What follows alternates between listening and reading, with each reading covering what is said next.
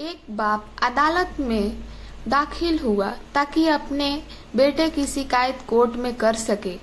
जज ने पूछा, आपको अपने बेटे से क्या शिकायत है? बूढ़े बाप ने कहा कि मैं अपने बेटे से उसकी हैसियत के हिसाब से हर महीने का खर्च मांगना चाहता हूँ। जज साहब ने कहा, वो तो आपका हक है, इसमें सुनवाई की क्या जरूरत है? आपके बेटे को हर महीने खर्च देना चाहिए। बाप ने कहा कि मेरे पास पैसे की कोई कमी नहीं है, लेकिन फिर भी मुझे हर महीना अपने बेटे से खर्चा लेना चाहता हूँ, वो चाहे कम का ही क्यों ना हो। जज साहब आश्चर्यचकित होकर बाप से कहने लगा, आप तो इतने मालदार हो, तो आपको बेटे से क्यों पैसे की क्या आवश्यकता है? बाप ने अपने बेटे का नाम और पता देते हुए जज साहब से कहा कि आप मेरे बेटे को अदालत में बुलाएंगे तो आपको बहुत कुछ पता चल जाएगा। जब बेटा अदालत में आया तो जज साहब ने बेटे से कहा कि आपके पिताजी आपसे हर महीना खर्चा लेना चाहते हैं, चाहे वह कम क्यों ना हो। बेटा भी जज साहब की बात सुनकर आश्चर्यचकित हो गया। कहने लगा, मेरे पिताजी बहुत अमीर हैं, उनके पास पैसे की भला क्या जरूरत है?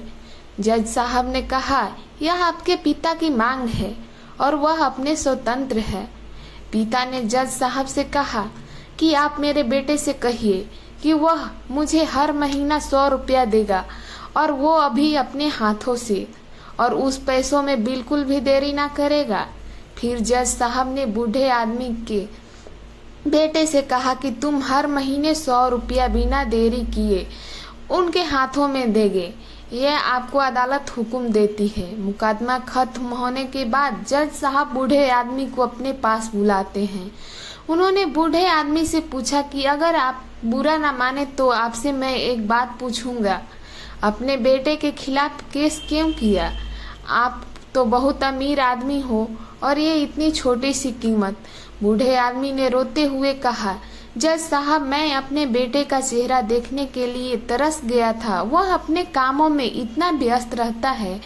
एक जमाना गुजर गया, उससे मिले नहीं और ना ही बात हुई, ना आमने सामने और ना फोन पर।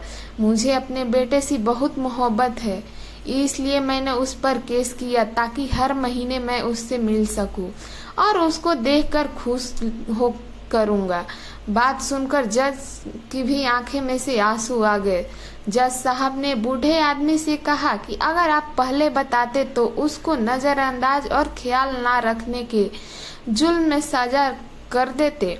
बूढ़े बाप ने जज की तरफ मुस्कुराते हुए देखा और कहा, अगर आप साझा करते तो मेरे लिए दुख की बात होती, क्योंकि सच उसमें मैं मोहब्बत करता हूँ और मैं हरगिज नहीं चाहूँगा मेरी वजह से मेरे बेटे को कोई सजा मिले या उसे कोई तकलीफ। दोस्तों, मेरा कहानी कैसा लगा कमेंट में जरूर